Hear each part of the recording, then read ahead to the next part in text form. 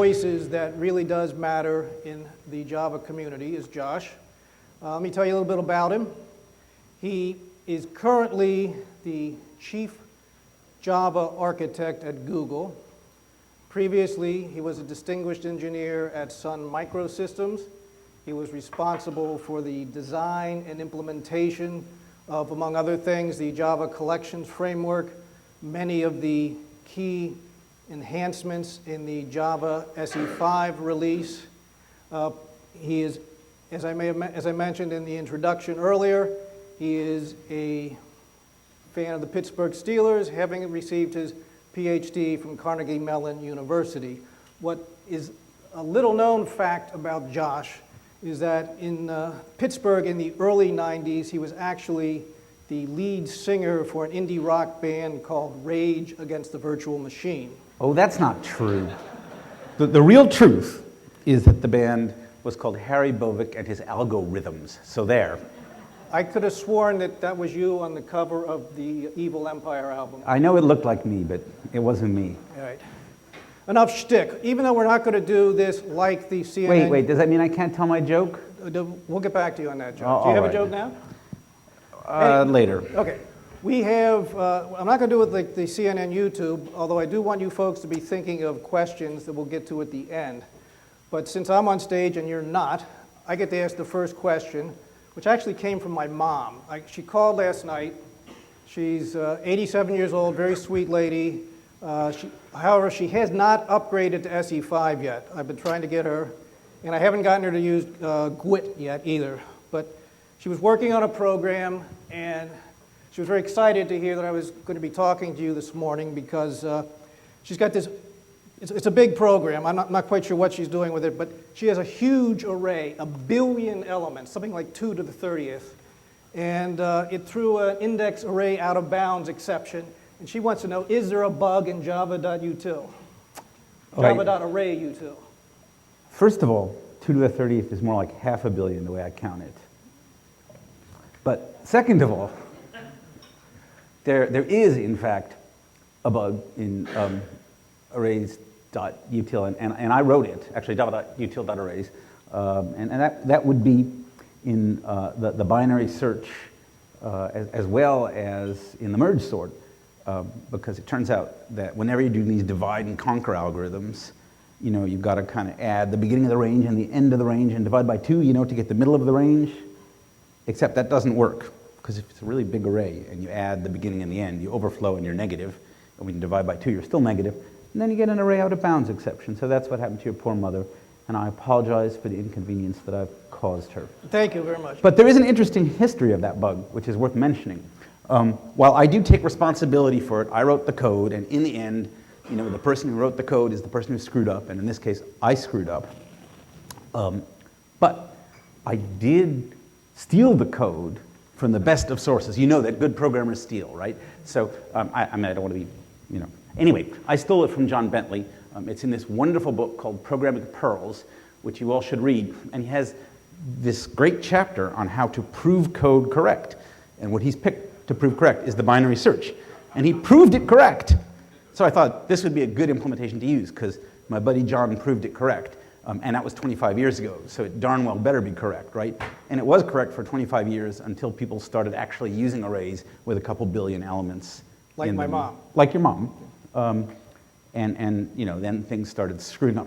But there's actually a good lesson here for all of you, which is know and use the libraries, because you see, we fixed the bug in the library. So if you had written your own binary search, it would still be broken. And if we were using the one that I stole from John Bentley, it's fixed now. We fixed it in, you know, 1.6, I guess. So there you have it. Yet another reason to upgrade to SE5. Absolutely. Tell your mom. Okay. Yeah. I forgot to mention when I... Oh, wait, one thing. Because this is a Java GWT conference. All of this applies to GWT as well as Java. This is the cool thing about GWT, right? You have this lovely library set, and so basically if it contains bugs. And I'm not saying it does. You know, maybe it's the only perfect library in existence. But if it has at least one bug in it, then, you know, maybe they'll fix it next release. Good segue to the real reason we're here is everybody in this audience, I would imagine, is a Java programmer of one sort or another. I'm not going to ask for a show of hands, but I imagine there's a smaller segment of the audience that are die-hard JavaScript programmers for other bizarre reasons. I'll ask for a show of hands. I'm curious. So how many people here hack Java? Oh, good. All of you. And how many people hack JavaScript? I see 3 hands. No more than 3 hands. Be nice. A smaller fraction, right? A quarter of you. Continue. Well, which raises the question of if you have to make a choice, you're a developer, you find yourself in a situation where you're going to be building web applications, isn't JavaScript the natural way to do it? Doesn't it make sense just to use the tool at hand and hack away at it until the problem is solved? Well, you know, obviously I'm preaching to the choir here, but what you want to do is you want to have your cake and eat it too. You know, yes, it's the tool at hand. Yes, it's what all of the browsers speak. So you kind of need to deploy to it. But that doesn't mean you actually have to code in it.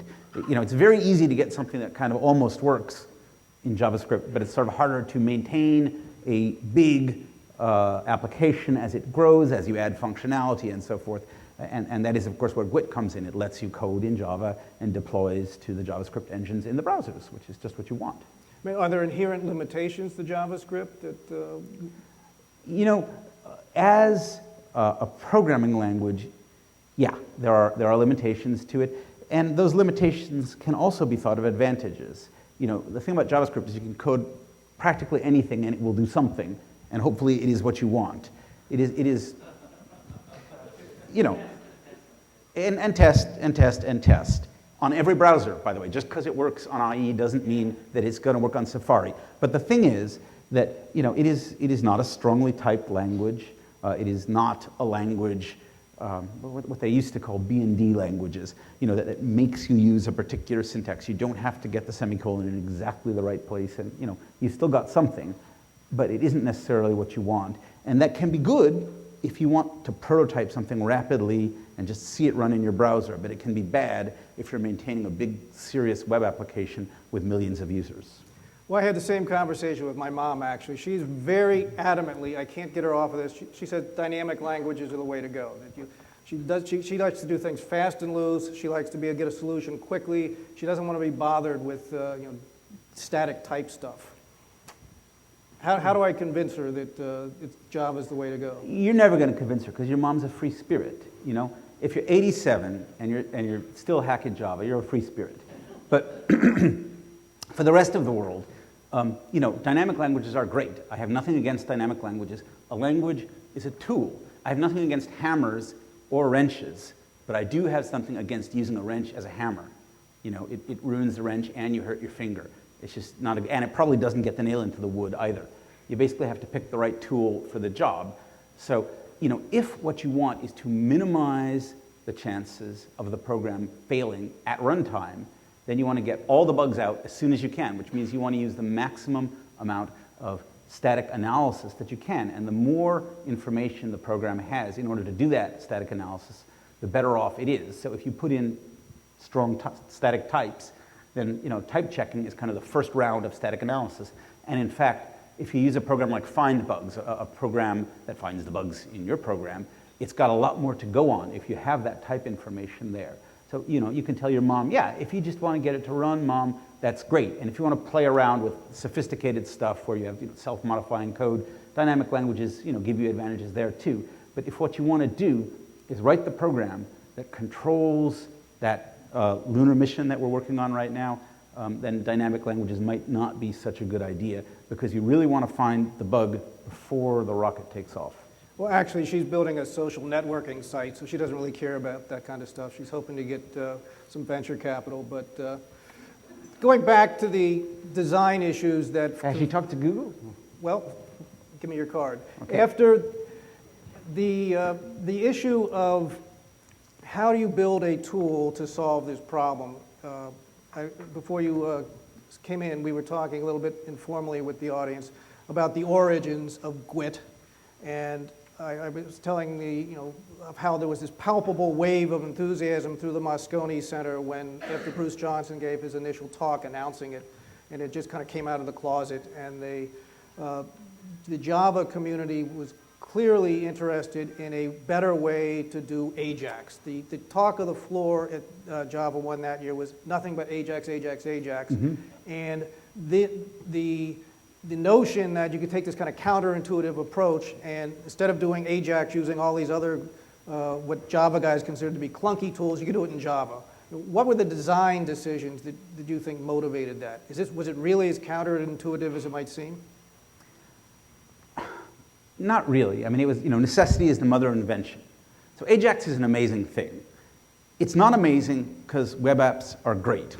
Occasionally you find a great Ajax app, but a lot of Ajax apps are amazing merely because they work. It isn't that the dog talks beautifully, but the dog talks, I think everyone was amazed that you could get that level of interaction on the client using dynamic HTML and this whole, bag of related technologies. But as you try to make those applications richer and richer, first of all, you start to run into problems, and second of all, you start to get bugs, and you get these little arrows at the bottom left of the page saying, I'm sorry, but this page has encountered an error, and you say, oh well, and you reload it. It's sort of like if you're running certain operating systems, I won't name them, and your machine just sort of stops working, you say, oh well, and you reboot it. Yeah, you can do that, but you shouldn't have to do that. Once people got a taste of these sort of dynamic, rich web applications, they wanted better ones. And in order to make better applications, you need better platforms based on better languages. And so I guess that's where GWT comes in. Well, I'm not a programmer, as I made clear earlier, but as a user, one of my biggest frustrations with web apps is they're slow. I type something, I press return, and I wait. I hit the back button, and I wait. Does GWT solve any of these I don't know what problems? you're talking about. None of you guys have seen this, have you? Okay, no, little joke there. Yes, this is absolutely true. It's a big pain. For people who are raised on rich client-side applications, once you switch to a web application, yeah, every key click, you wait some number of seconds for round-trip RPC to the server, do a lot of work at the server, send a lot of data back, parse the data, and that's a pain. But once again, if you up-level things, if you're using a higher-level language with better type checking, better protocols, and I shouldn't really say language, I should say platform, then you can reduce the weight. You can make the applications more responsive and reduce the latency. And the way you do that, of course, is you minimize the amount of data that has to go over the wire, you minimize the amount of computation that has to occur on the server, you maximize the flexibility of the server farm by sort of taking state off the server and putting it on the client so you can go to any server and get your query answered. And yes, these are all things that GWT does for you. So GWT at least holds the promise of far more responsive applications than you get with sort of today's more normal approaches to Ajax. What if I could have built GWT with something else other than Java? Well, why would you? Could I have used C++, for example? So this reminds me of when Barack Obama recently came to visit Google and give a speech. It's a place to give speeches if you want to be high tech. So the first question they asked poor Mr. Obama was, suppose you have 2 million elements and you want to sort them in a half gig of memory, how would you do that? And he said, I wouldn't use a bubble sort, which I thought was, was a reasonably good answer.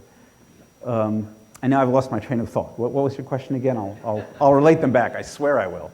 I asked you about Barack Obama. No, you didn't ask me about Barack Obama. That's not fair. No, C++. I mean, oh, C++. So, right, he basically said bubble sort would not be the best thing. That was his answer. C++ would not be the best thing is my answer. I knew there was a connection there. See, the problem is I haven't finished my first cup of Java this morning, so I'm... It seems to me that, in your career working on Java, first at Sun and now being the chief Java architect at Google, that design is probably one of the primary things you focus on.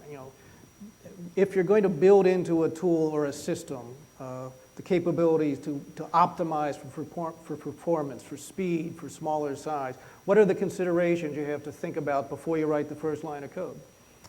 Well, two things. First of all, you do not want the usability of the thing to suffer from the optimization. You know, all the warnings about premature optimization that you hear left and right are true. You know, yeah, you want things to run fast, but not at the expense of correctness, and certainly not at the expense of usability. You know, if your end user has a very painful experience, but it's fast, well, you know, that's not a good thing.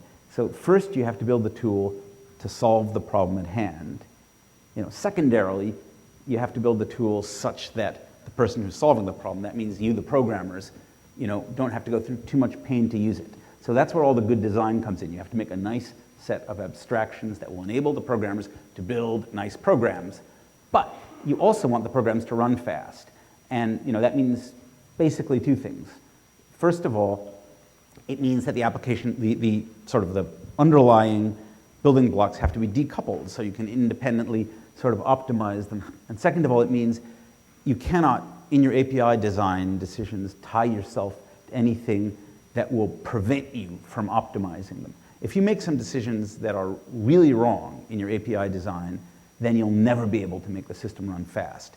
And a sort of a classic example of that is the dimension object in AWT, where, you know, it just represents a point on the screen. And you want to kind of ask, you know, give me the dimension of this thing, give me the x and y coordinates. But there's only one problem, which is this thing is mutable, right? If I give you one representing the point 33.7, you can change it to 33.8. And that means I cannot also give it to him because he'll be able to observe your changes.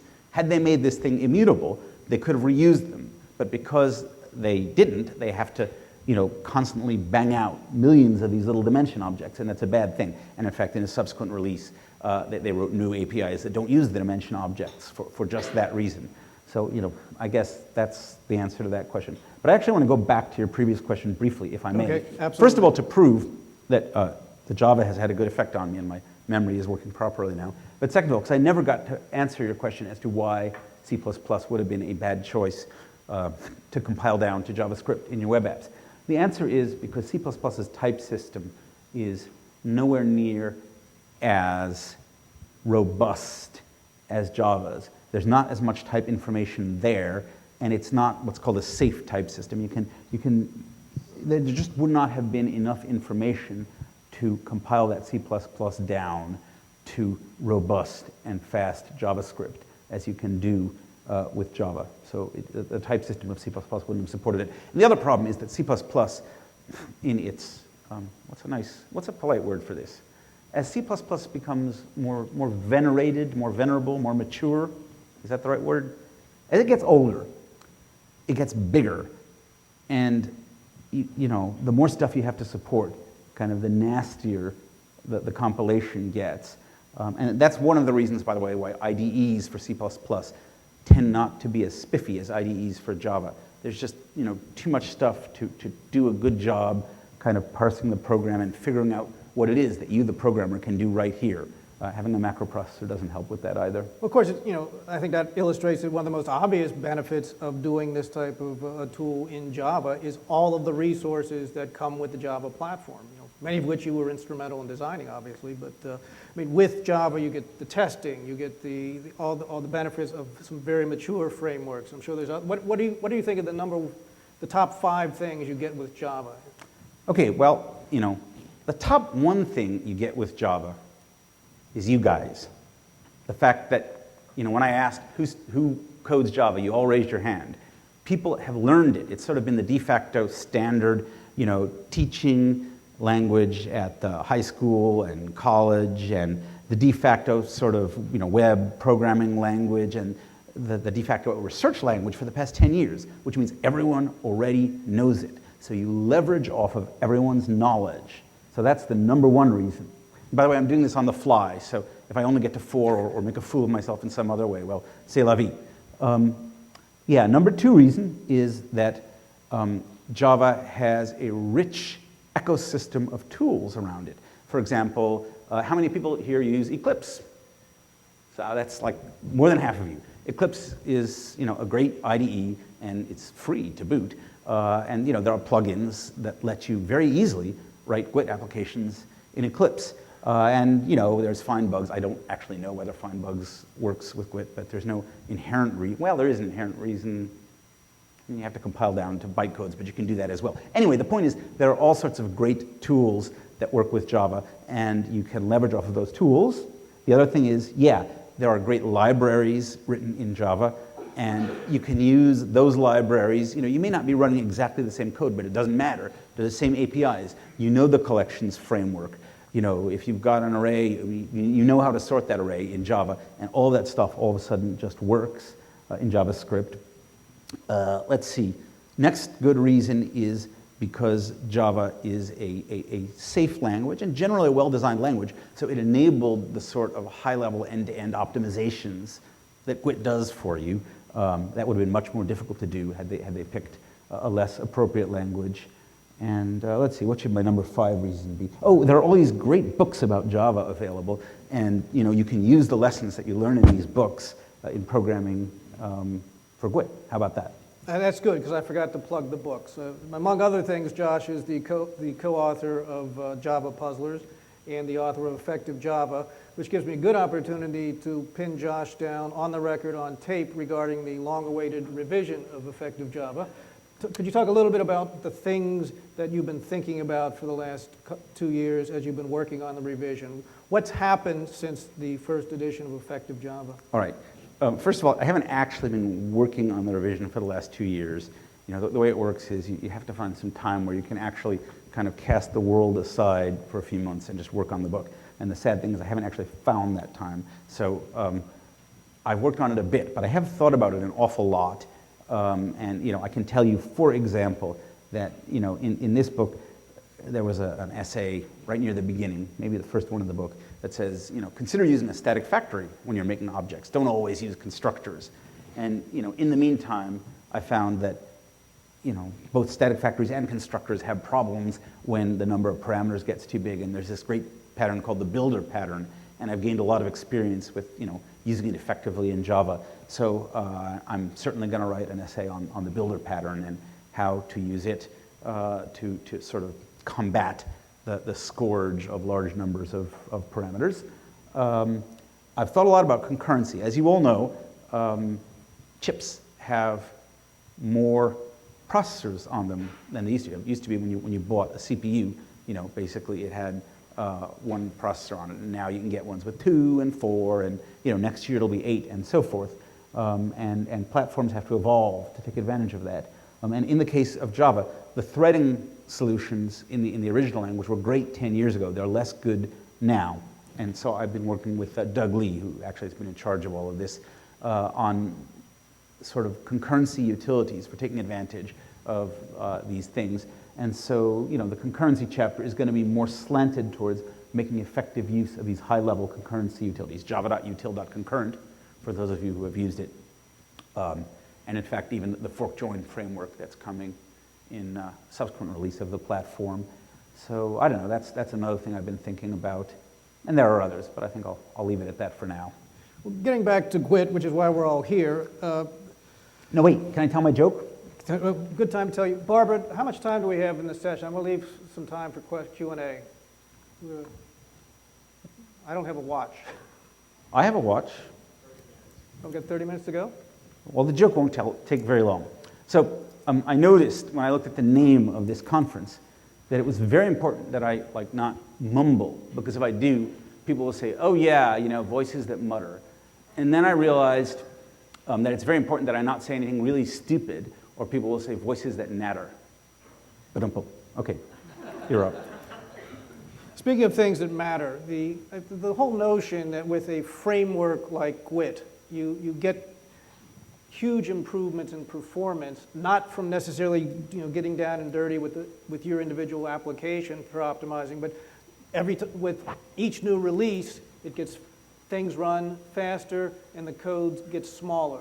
Could you elaborate a little bit about what are some of the considerations that go into that? How are these guys at Google making that happen?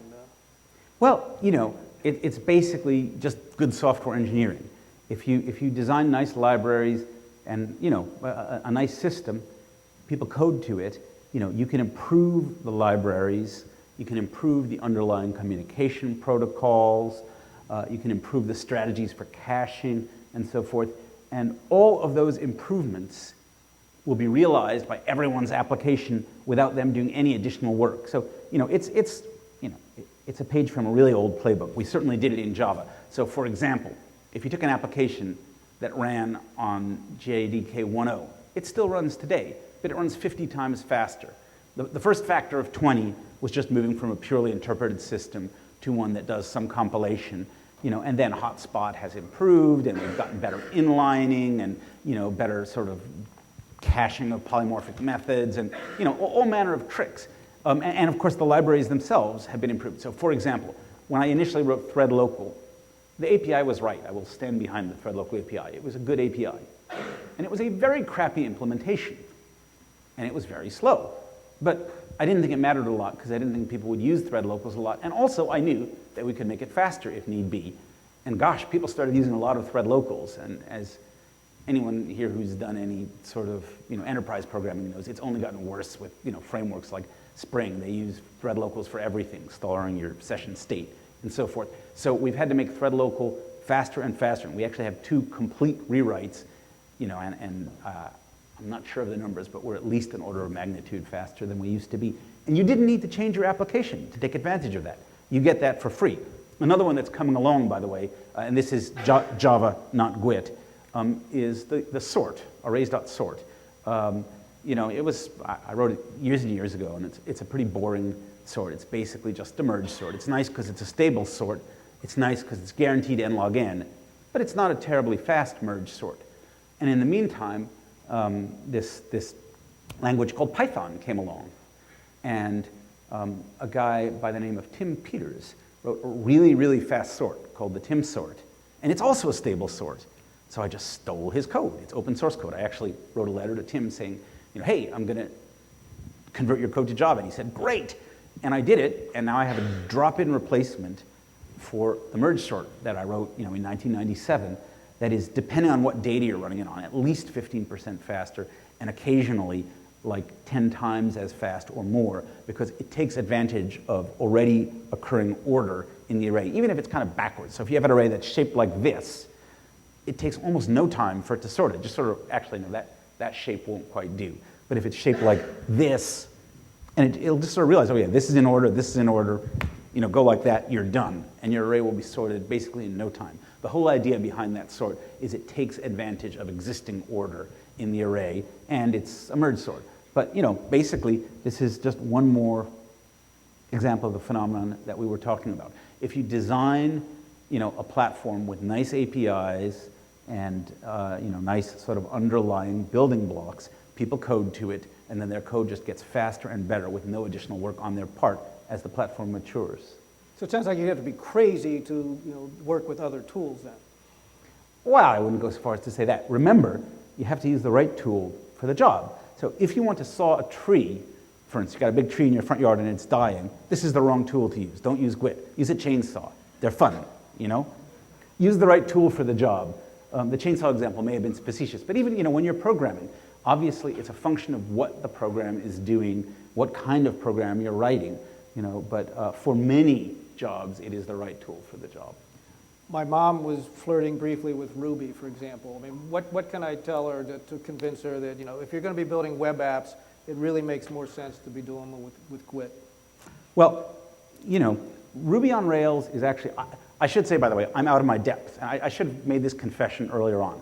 I'm not a web programmer. Take everything I say about web programming with a grain of salt. I'm a Java guy, I'm a libraries guy. You probably know what it is that I do. So I haven't actually played with Ruby on Rails, but from what I understand, Ruby on Rails is a nice system for getting a web app that sort of talks to databases up and running quickly. And it's not about the client side, as I understand it. It's used more for the middle tier, is it not? And I hear that you can get the middle tier up and running very quickly if it's simple. But once again, like writing an app in JavaScript, as it gets more complex, sort of the fundamental shortcomings of the platform come to fore, I believe, but take that with a grain of salt, because I haven't done it. Basically the only one qualified to talk about any programming language is someone who's actually programmed in it. If someone hasn't used the language, tries to tell you something about it, then, Well, actually, we're in luck. Over the next couple of days, we have some people here who've done some extraordinary things with Quit and have that real hands-on experience. We'll circle back in a little bit and we'll take some questions from the audience, but I want to get back to that fundamental conflict, between people who absolutely positively have to do things using a static language and people who are diehard zealots about dynamic languages, scripting languages. What are the fundamental trade-offs? The simplest trade-off is this. If you are using a language with a strong static type system, you will find more errors at compile time. You will also spend more time writing your program because you've got to get the types into the source to start with.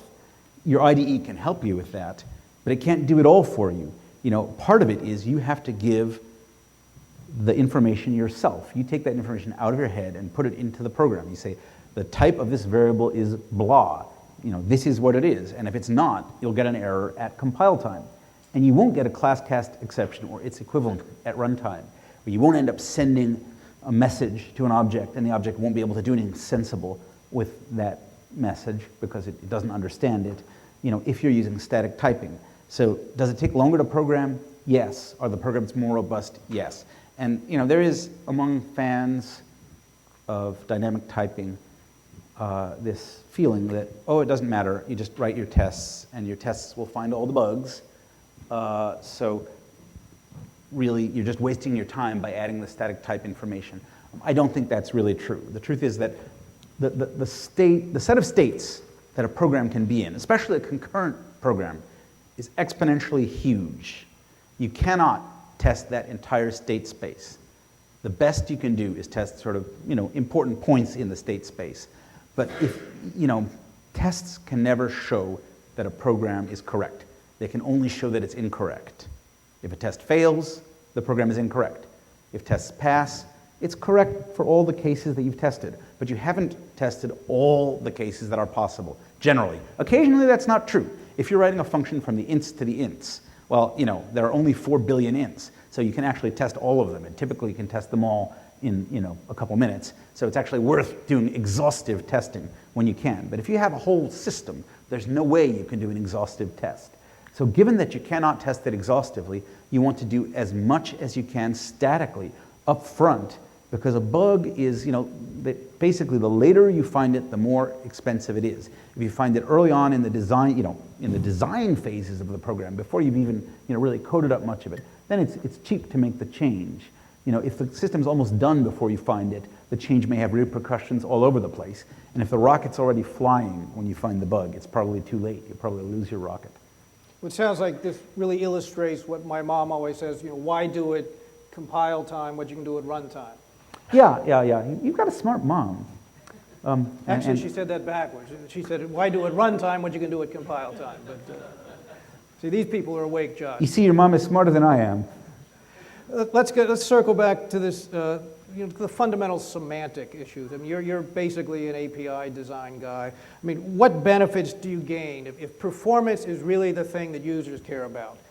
Are there advantages at the kind of fundamental semantic level that a language like Java brings to this problem, which is I want a web app that actually works. I want to deal with this latency issue. Yeah, the idea is that a language that is designed around good software engineering practices enables you to build large, complex systems that actually work. Scripting languages are great for bashing things out in a hurry, but they're not good for growing complex edifices. So to make a sort of a lousy architecture metaphor, the techniques that you use to build a hut are not the same techniques that you use to build a skyscraper. And if you start by building a hut and try to turn it into a skyscraper, it will probably fall down. Are there other examples in your experience of tools that will make life easier for these guys that are part and parcel of the Java environment? Yeah, find bugs. I always love plugging find bugs. How many people have actually tried find bugs?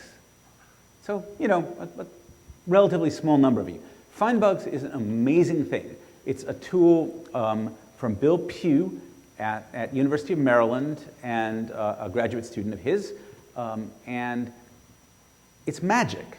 You feed it a class file. You don't even need the sources. You can pull a class file off the web, feed it to find bugs, and it will tell you a whole bunch, it'll tell you the likely bugs that it has found in your program. And some of them aren't just likely bugs, they're wrong.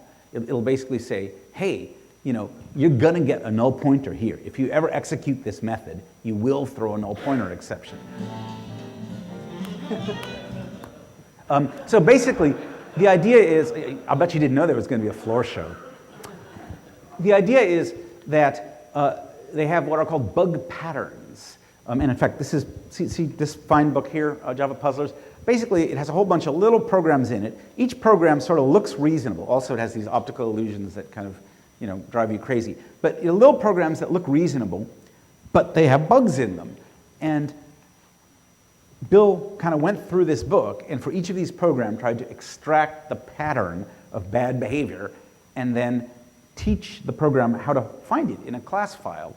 And there's enough information in class files kind of relating the bytecodes to what region of what source file they come from that Findbugs is actually able to tell you. On line 33 of class foobar, there is this bug.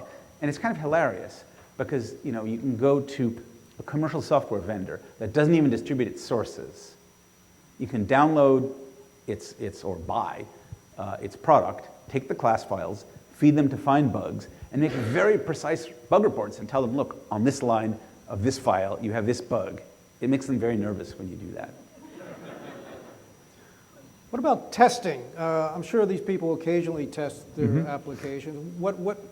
Where in the spectrum of software engineering best practices do you think testing properly It's belongs? totally critical. I think, testing is, it's motherhood and apple pie, so forgive me if I tell you things you've been hearing for years, but, even though testing cannot prove your program correct, it's like a necessary but not sufficient condition for knowing that your program is correct. So test early and test often. I have some misgivings about some agile practices, but making unit testing sexy is the best thing that they did for the world. Unit testing is just critical. Write good unit tests and run them every time you touch any line of code. And the more often you run them, the easier it is to find your bugs. If you change 10 pages, run the tests, and 3 of them fail, who knows what change is responsible for what failure. So, make a small change, run the tests again, fix the bug, and go on. JUnit, it's not a terribly sophisticated tool, but it's generally good enough with one big caveat, which is it doesn't work well for concurrent programs. The problem is that you basically run the test, and if an error occurs, an assertion fails in a background thread, it throws an exception, and that exception is never caught by JUnit. So it may show up on your console, but JUnit will not report it as a failed test, and it will give you a false sense of security. So we need more sophisticated tools to test concurrent applications. But other than that, yeah, JUnit works fine, and it happens to be what we use at Google. Before we open up to questions from the floor, what would you recommend to the folks here kind of as a #1 best practice before you do any application? What's the first step you do when you're trying to solve a problem? Understand the requirements. Until you understand the requirements, you can't write the application. You might come up with something interesting, but if it doesn't solve the problem that you're trying to solve, your company will run out of money or whatever. Basically, the biggest failures that I see are when people don't know what problem it is that they're trying to solve. And it is not sufficient to merely go to your customer and say, hey, Greg, what do you want the program to do? Because Greg will say, oh, gee, I need explicit control over garbage collection, when it occurs, and so forth. And I'll say, Greg, what do you really want? And it'll turn out that what he really wants is certain responsiveness requirements that he thinks entail certain garbage collection strategies, but maybe they don't.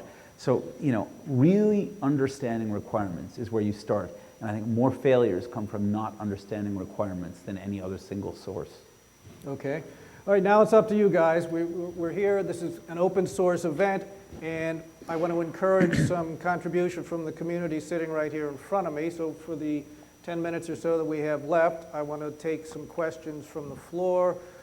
Stephanie has a handheld mic. If you raise your hand, and she will, somebody is either raising their hand or their laptop. Holding up a laptop. Why don't we start there, Stephanie?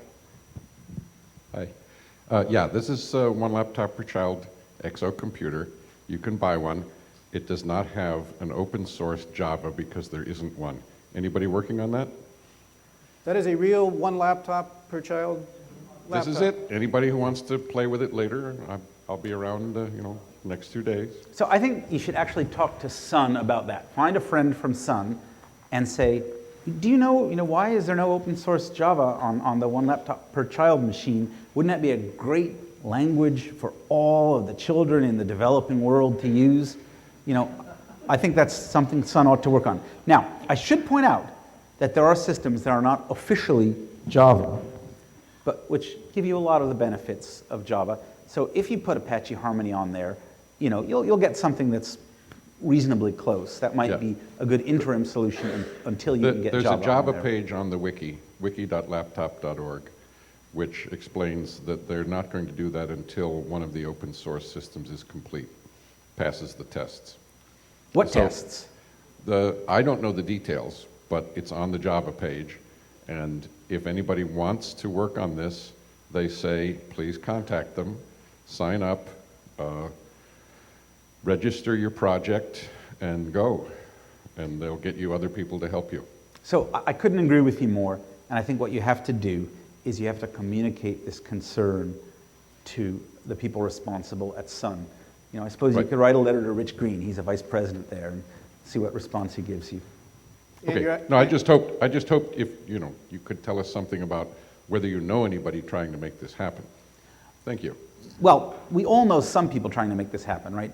So Apache Harmony, as you all probably know, is an open source implementation of like most of Java, but there is an ongoing dispute between Apache and Sun about the use of this compliance test, the TCK, which would certify it as being, real Java. If they were to solve that dispute, then you would have Java to put on your one laptop per child. And you'll actually have an opportunity tomorrow to ask the same question when I'm having a conversation with Jeet Kaul from Sun Microsystems. So you might want to prep him. We'll get back to that. Now, how about something less controversial? We have a question over here. No, we love controversy. I bet this is about closures. Hi. So we have a fairly sizable application written in Java, approaching like 500,000 lines of code. And it just seems to me, our interest in coming here is because we want to reproduce that functionality and serve the application up in a browser. And it just seems to me that there has to be some kind of upper limit on how big an application can be, whether it's JavaScript or GWT or whatever, just how big an application can be before it's a candidate to be served up in a browser. Do you think that's true?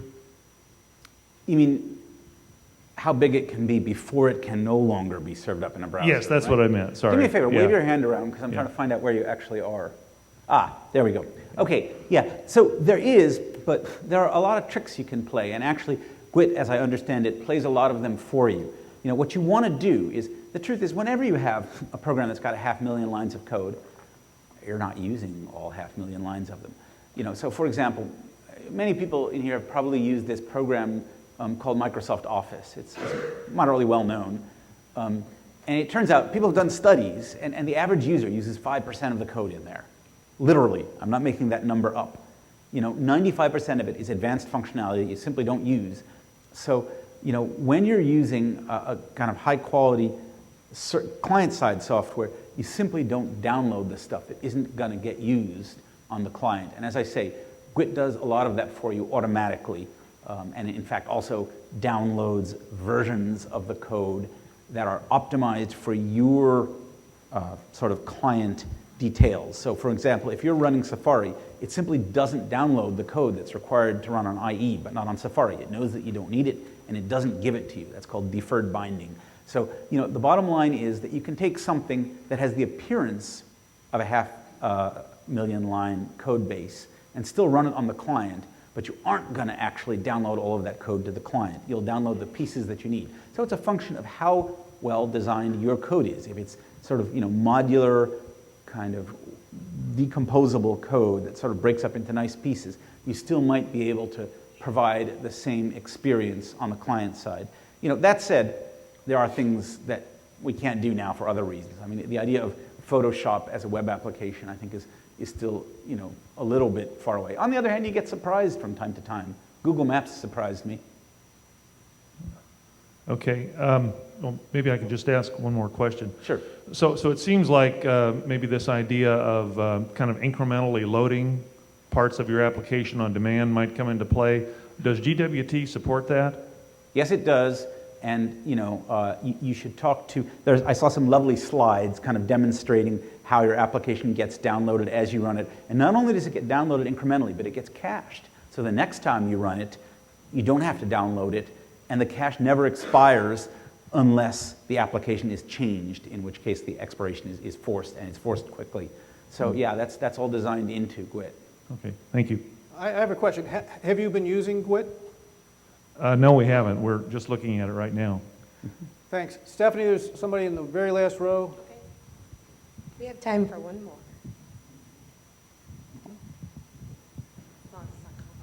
Well, I'll do my best. I'm Matt Bishop with Business Objects. We're looking at using GWT. GWT, really? Is there not a better acronym? It's like I'm saying squid. Don't shoot the messenger. Honestly, that's all right.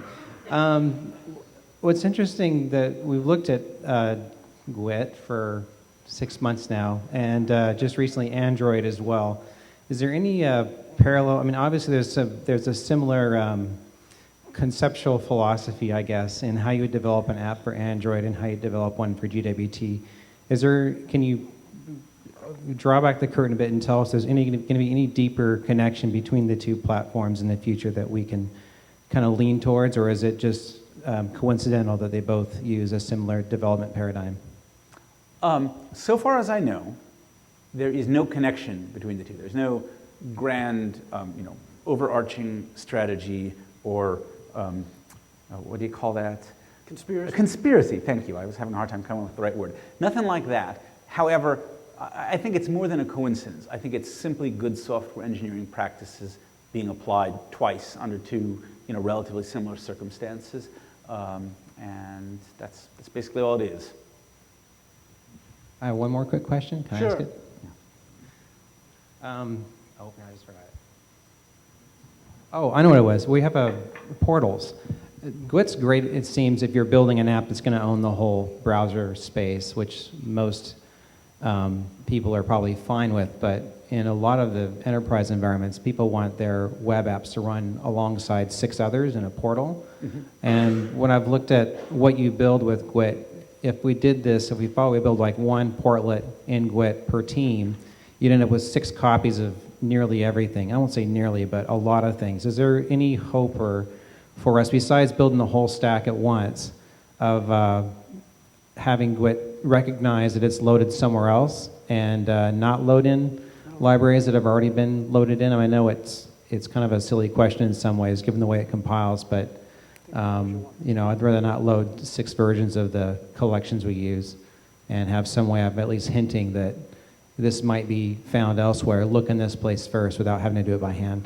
So it's certainly not a silly question, and in fact, it's a good enough question to expose the limits of my knowledge, and I suggest you ask it to one of the people who actually wrote GWT, who will be appearing at this conference, and they'll give you the correct answer, instead of one that I make up. Do we have time there's one question up front here. We still have 5 minutes, Okay. says my watch. All right. We got one, and actually we got 2 more. We got one in the middle here. I don't want to just hear Greg's mom's questions. I want to hear your questions. Right here, Steph. When GWT was first released, one of the first things I did is I made a little application that used a hash map in the client side, and as keys I was using URLs.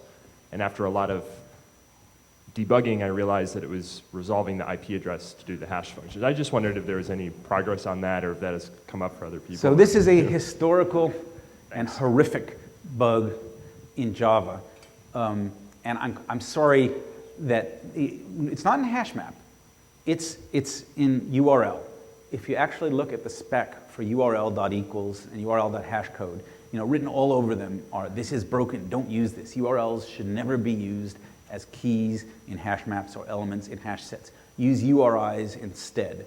So, I think it's a pity that bug migrated from Java to GWT. But on the other hand, if you fix it in GWT, then you have different semantics when you're running it on the client than when you're running it on the server. I think another approach would be almost to deprecate it.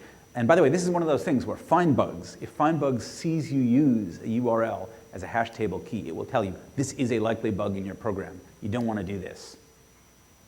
Sorry, I can't give you a better answer. Stephanie up front here. Oh, one last thing. And the reason we didn't fix it in Java and will never fix it in Java is because it would break upward compatibility. This is, bug for bug compatibility. It's kind of the curse of a successful platform. This is a very generic question, not really a technical question, but how do you see the skill sets migrating over? I mean, in a large enterprise I've worked before, I work in a very small company now, so I do, client-side and server-side programming, but in a large enterprise you have all these server-side Java developers, and then you have the, I don't want to say non-programmers, but you have the HTML, JavaScript people. How do you see the skill sets migrating over? I mean, has the GWT team thought about that? So, to be fair, I think GWT was more designed for the traditional programmer, which includes, server-side people, mid-tier people, and just people who've done programming in, high school or college. If you're coming at it from the HTML side and you know a little bit of JavaScript, I don't think GWT was really written for you. But on the other hand, I don't pretend to speak for the GWT developers, and that's another question that you should really pass on to Bruce or one of his people.